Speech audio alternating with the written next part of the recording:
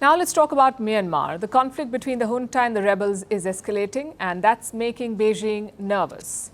This week, China launched a military drill. It is happening along its border with Myanmar, and this is a live fire exercise, meaning Chinese troops are using live ammunition for these drills.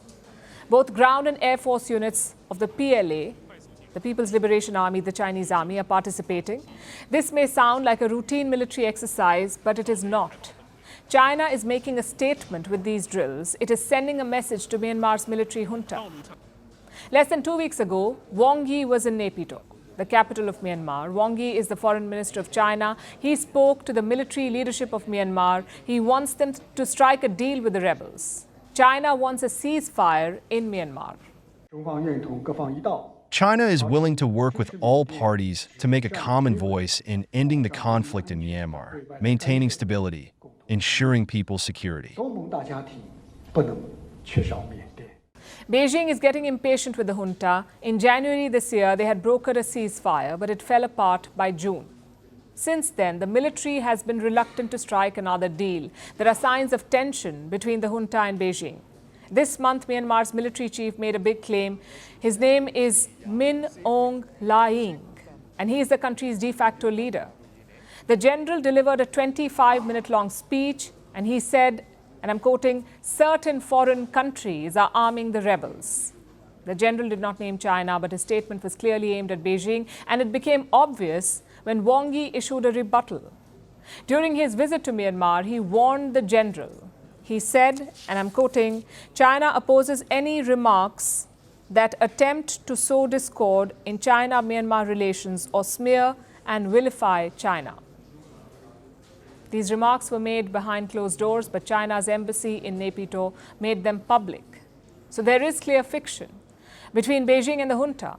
The offensive by the rebels is adding more tension. The rebels now control 2/3 of Myanmar. This includes the guard posts for Chinese oil and gas pipelines. This is in the Mandalay region. These pipelines run from Rakhine to China's Yunnan province, Rakhine in Myanmar to China's Yunnan province. So in a way, the rebels now control key energy infrastructure that the Chinese rely on.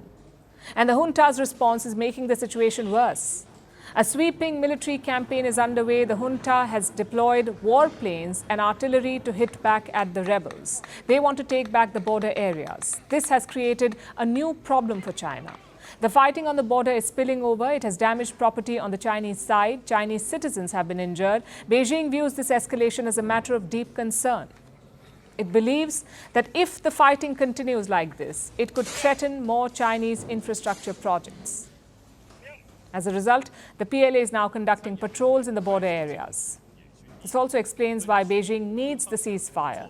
The fighting is hurting Chinese citizens, Chinese infrastructure, and Chinese interests. Today, the junta gave in to one of China's demands. It has promised to hold elections next year. They'll hold elections, but in a staggered manner. Now, in the past, India too has supported the idea of elections because they may offer a path to stability. But the problem is the junta has made similar promises before. Aung San Suu Kyi was ousted in 2021 in the February coup. Since then, the military leaders have made several promises to hold elections and broken all of them. So China will have to sustain the pressure for them to deliver. And it won't be easy because China's mediation in Myanmar has already backfired. It now has a bigger problem on its hand.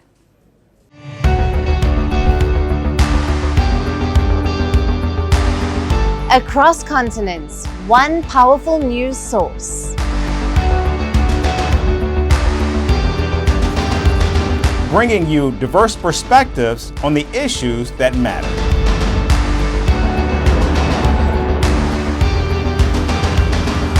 We go beyond the boundaries to give you that little extra about every sporting moment.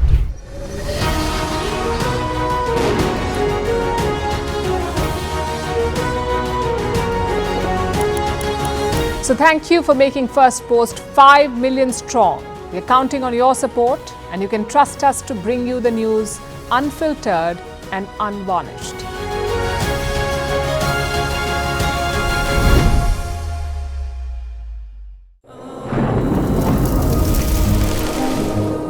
Climate change is on our doorstep. It's time for a revolution to take root. And it starts with 1.4 billion Indians. It starts with one tree for humanity, one tree for Mother Earth, one tree for our future. Project One Tree, a News 18 network initiative.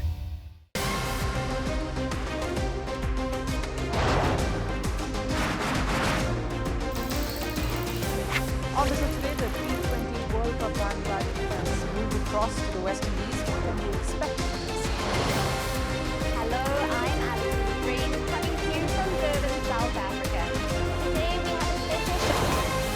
We'll start with a report on India's shifting nuclear posture. The first time since India officially became a nuclear power.